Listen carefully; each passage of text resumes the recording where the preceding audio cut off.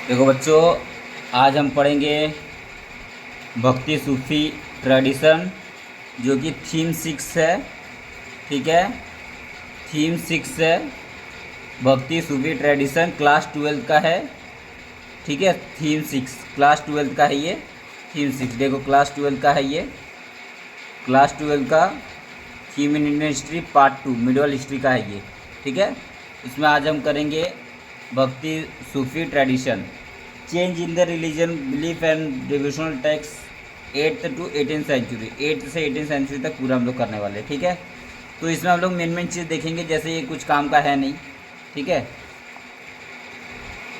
A mosaic of religious belief and practice. Mosaic मतलब होता है पैटर्न। ये कैसा एक पैटर्न कैसा था भक्ति या सूफी मूवमेंट का, भक्ति मूवमेंट या सूफी ट्रेडिशन का पैटर्न कैसा था इंडिया में। ठीक है, तो वो हम लोग को देखना है। जैसे कि हम लोग विष्णु भगवान को पूजा करते, शिव भगवान को पूजा करते और गॉडेस को पूजा करते, है ना। तो इंटीग्रेशन हुआ, integration of the cult, cult का इंटीग्रेशन हुआ इंडिया में। इंटीग्रेशन हुआ कल्ट का मतलब ब्राह्मण का इंटीग्रेशन हुआ, सूफिज़म का इंटीग्रेशन हुआ, फिर जैन का इंटीग्रेशन हुआ, जैनिज़्म का इंटीग्रेशन, बुद्धिज़्म का, सबका इंटीग्रेशन हो के एक हम लोग ने बनाया ना एक रिलीजन।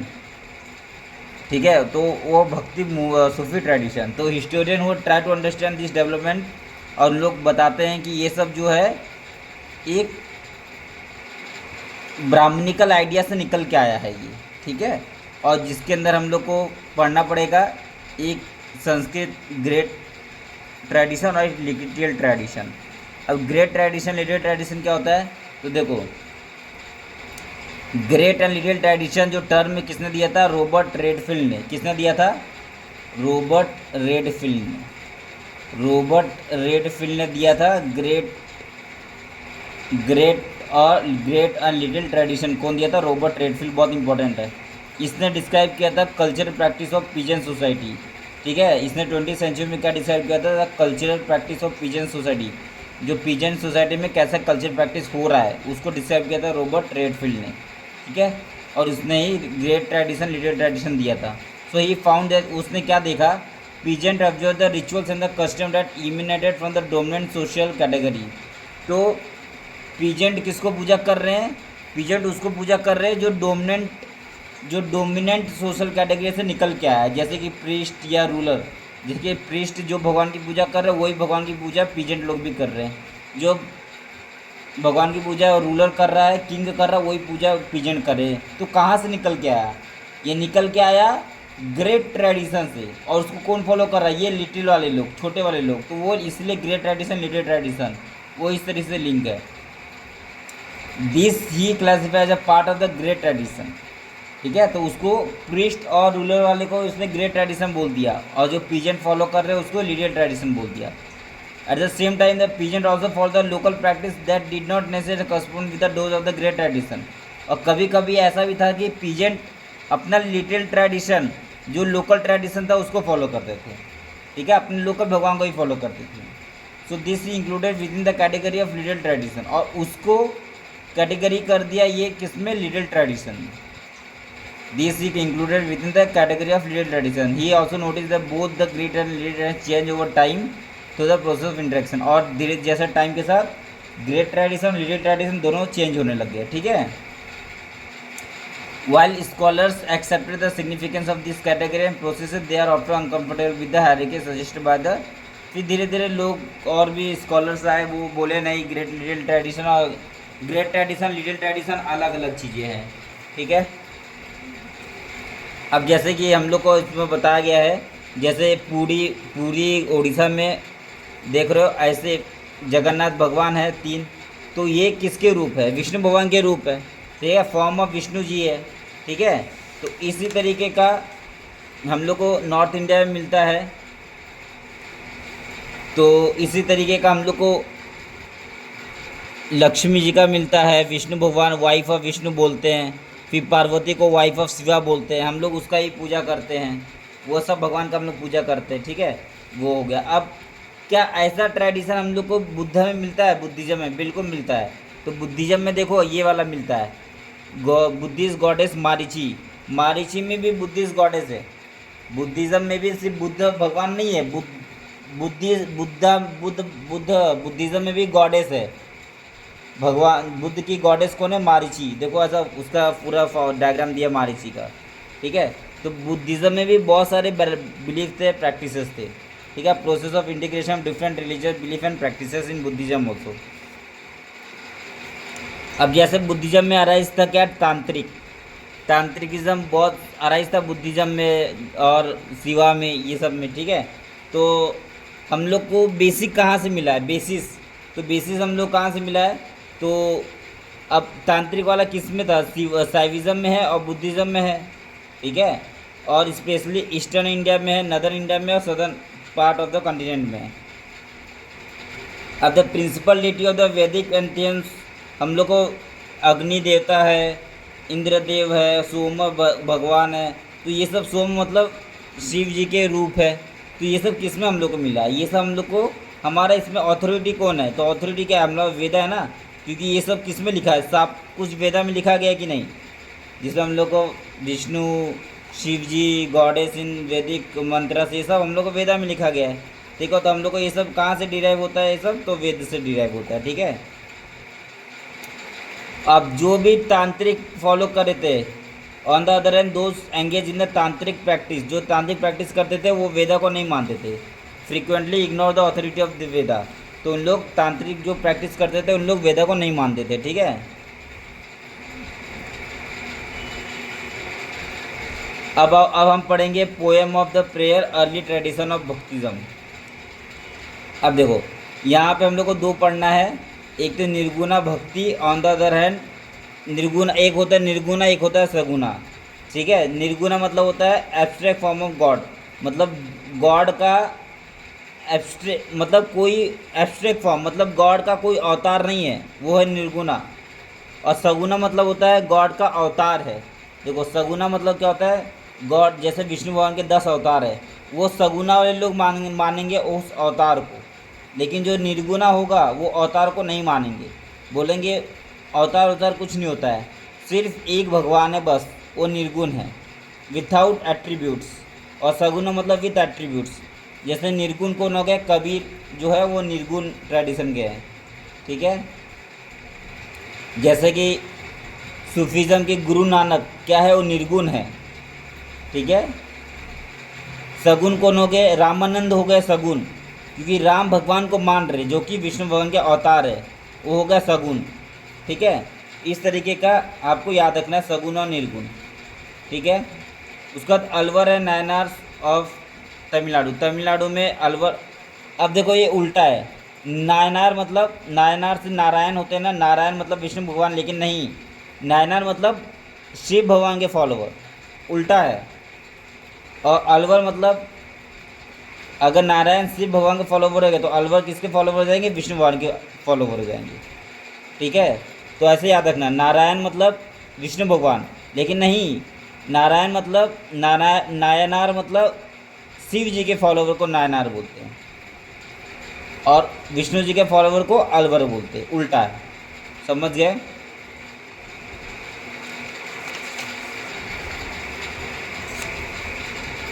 अब यहीं पे हम लोग को पढ़ना है एटीट्यूड टूवर्ड्स द कास्ट, ठीक है। बहुत सारे कास्ट को देखो यहाँ पे, for instant one of the major anthologies of composition by the Alvars, Alvars ने एक बुक लिखा था, ठीक है। अलवर्स कौन है? अलवर्स कौन है? जो विष्णु भगवान के फॉलोवर है, ठीक है। जो विष्णु भगवान को फॉलो करते हैं उन लोग ने एक बुक लिखा था जिसका नाम क्या था? नालाइरा दिव्य प्रबंधम, बहुत इंपॉर्टेंट बुक है, इसको तमिल वेद भी बोलते हैं, ठीक है। यही बुक को हम लोग तमिल वेद भी बोलते हैं, ठीक है। Thus claiming that text was as significant as a four Veda in Sanskrit that were chase by the Brahman. तो इसको कभी कभी फोर्थ वेदा ही बोलते हैं, नालाइरा दिव्य प्रबंधम को, ठीक है, जिसको ब्राह्मण ने चेरिस भी किया, ठीक है। तो इम्पोर्टेंट है, याद रखना है, ठीक है। अब इसमें है एक और हम लोग को दिया चतुर्वेदनी एक ब्राह्मण है Chaturvedani verses in the four Veda and the outcast. Fourth Veda में लिखा गया है चतुर्वेदनी। फोर्थ वेदा क्या है? नालायरा दिव्य प्रबंधम, इसमें से एक उठाया गया है, ठीक है, चतुर्वेदनी। इसमें मतलब एक टॉपिक है चतुर्वेदनी, ठीक है, उसमें लिखा गया है Brahmin verses in the forecast and the outcast. तो this exact from the composition Alvar name Tondaripoddi. एक तोंडारीपोड्डी अलवर, एक अलवर है जिसका नाम है तोंडारीपोड्डी, उसने लिखा है चतुर्वेदनी, ठीक है। हुआ जब ब्राह्मण, ये ब्राह्मण था, ठीक है। You Vishnu manifest like those जो servant who express the love, you मतलब Vishnu manifestly like those servant who express the love for your feet, तो they may be born outcast more than the Chaturvedani who are stranger and without allegiance to your service, ठीक है। तो इस तरीके का चतुर्वेदनी में हम लोग को डिस्क्रिप्शन मिलता है विष्णु भगवान का। उसके बाद आओ, अब हम लोग को पढ़ना है ह्यूमन डेविटीज़ कौन कौन थे। तो देखते अंदल, अंदल कौन है? ह्यूमन अलवर है। अभी हम लोग अलवर के बारे में पढ़ रहे हैं ना, तो इसलिए ह्यूमन का डिवोटीज़ कौन है? अलवर है, ठीक है। अलवर का ह्यूमन अलवर। अंदल कौन है? अलवर है जो कि ह्यूमन थी, ठीक है। अलवर मतलब विष्णु भगवान की फॉलोवर अंदल, ठीक है। एक और ह्यूमन के बारे में हम लोग पढ़ना है जिसका नाम है करैकल अमयर। ये तो शिव भगवान की बहुत बड़ी फॉलोवर थी, ये शिव भगवान की फॉलोवर थी, ये आपने सुना भी होगा। करैकल अमैयर बहुत इंपॉर्टेंट है, ये शिव भगवान की फॉलोवर थी। ये सब अपने हस्बैंड को सब छोड़ छाड़ के जंगल चली गई थी शिव भगवान का तपस्या करने, ठीक है, टू अटेन हर गोल, ठीक है। अब देखो फिर यहाँ पे लिखा गया है at this in excerpt a poem by the Karaikal Ammaiyar. एक पोएम लिखी है, ये उतना इम्पोर्टेंट है नहीं, ठीक है। और एक करैकल अमैयर का डायग्राम है। उसका देखो कंपाइलेशन ऑफ डिवोशनल लिटरेचर, आपको मैं बता दिया। By the 10th century the composition 12 Alvar were compile in anthology call, 12 Alvar लोग मिल के इसको कंपाइल किए थे जिसका नाम था नलाइरा दिव्य प्रबंधम। 4000 सैक्रेड कंपोजिशन था इसके अंदर, ठीक है। इसके अंदर किसका किसका पोएम लिखा गया है? इसके अंदर अपर का। अपर भी कौन है? अपर जो है नायनार संत है, ठीक है। अपर क्या है? कौन है? नायनार संत है, ठीक है। नायनार संत मतलब शिव जी का भक्त है ये, ठीक है। The poem of Appar Sambandar Sundarar from the Tevaram, a collection that was compiled and the classified to 10। अब विष्णु भगवान के पोएम को हम लोग क्या बोलते हैं?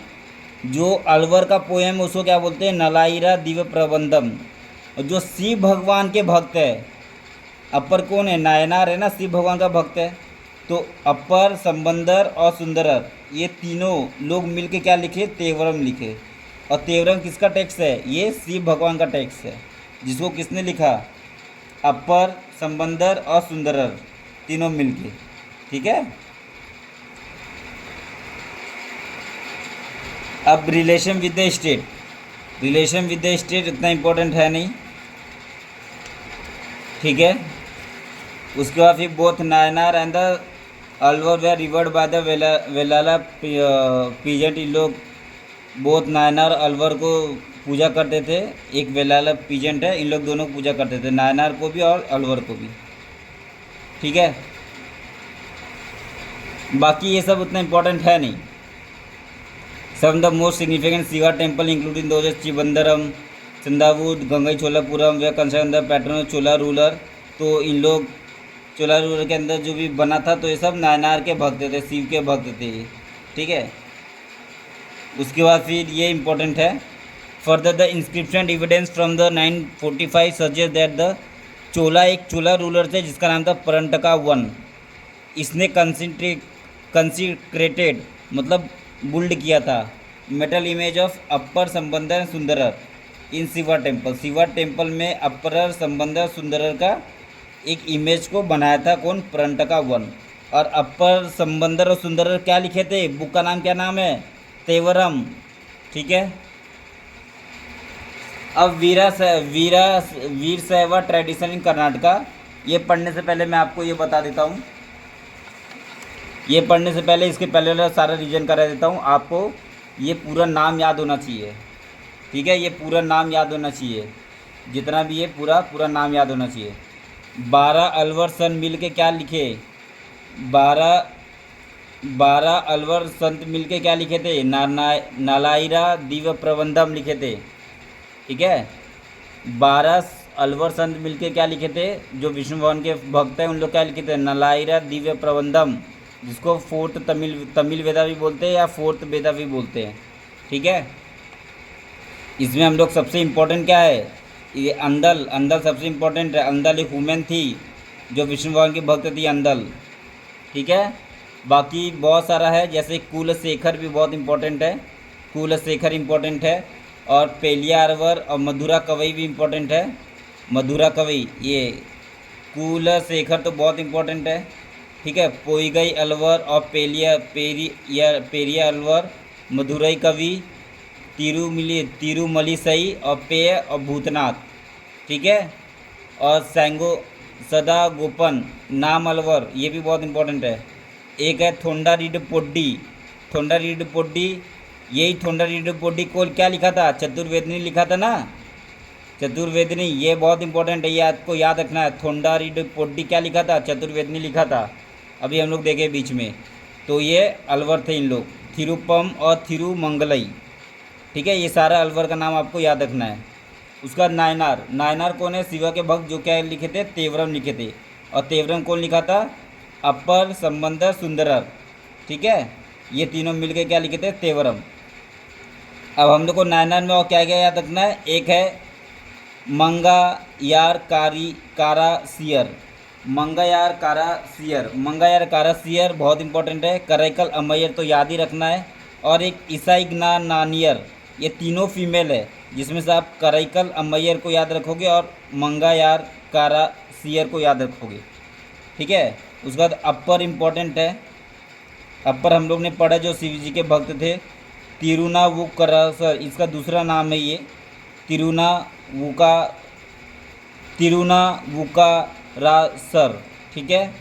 और एक संबंदर है, और एक मनिका व चक्कर बहुत इंपॉर्टेंट है, इसने लिखा था थिरुवसंगम एंड थिरुकोवैयर, ठीक है। बाकी ये नहीं याद रखो चलेगा, नीलकंठ मेरुपुरुल वीरलमिंडा अरमिंडी, ये नहीं याद रखो तो भी चलेगा।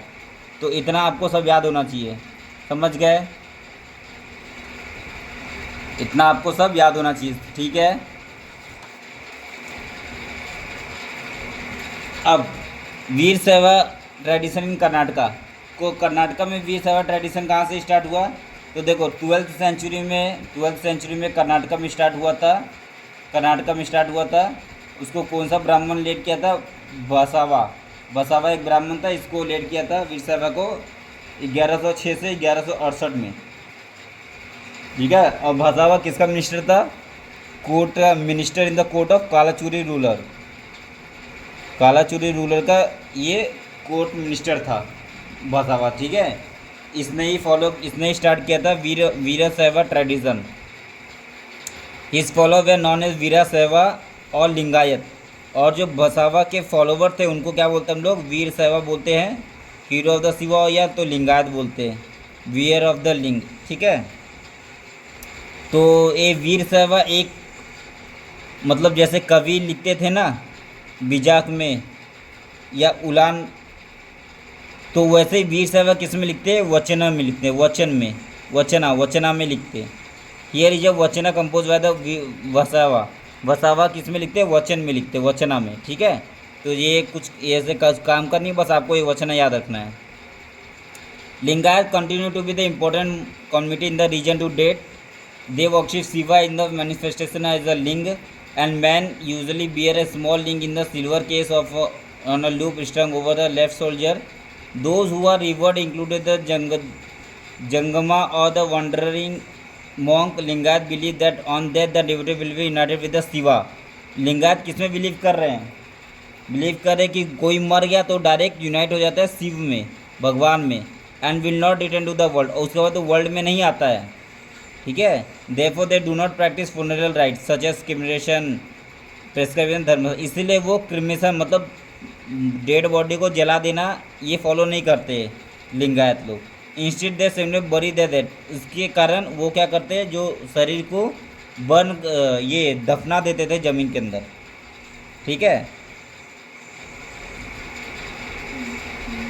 तो Lingayat challenge the idea of caste and the pollution attributed to certain group by Brahman. और लिंगायत क्या चैलेंज किए थे, आइडिया ऑफ कास्ट, जो कास्ट डिस्क्रिमिनेशन को या पॉल्यूशन, मतलब जैसे चांडाल को ब्राह्मण ने फोर्स सिस्टम के अंदर नहीं रखा था, तो ऐसे सबको चैलेंज किया था लिंगायत ने। ठीक है। और दे also question the question of theory of rebirth. सही बात है ना, अभी मैं बताया आपको, वो क्या बोलते हैं कि जब डेथ होने के बाद वो शिवा में विलीन हो जाते हैं, उसके बाद वापस वर्ल्ड में नहीं आते। तो क्वेश्चन तो करेंगे ना इन लोग थियरी ऑफ रीबर्थ के बारे में, तो they also question the theory of rebirth. ठीक है।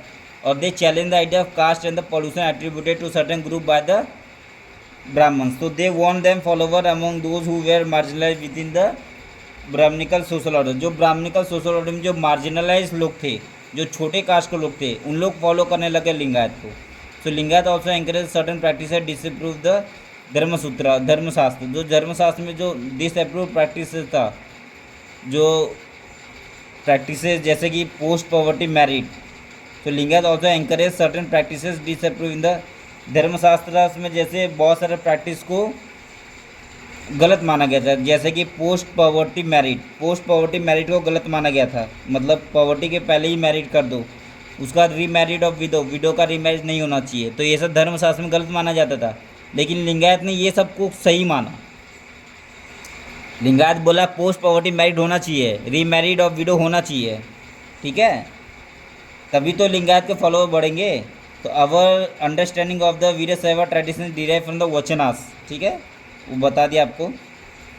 कंपोज इन द कन्नड़, और किस में लिखा था, कन्नड़ में, बाय मैन एंड वुमेन। ठीक है। उसके बाद आओ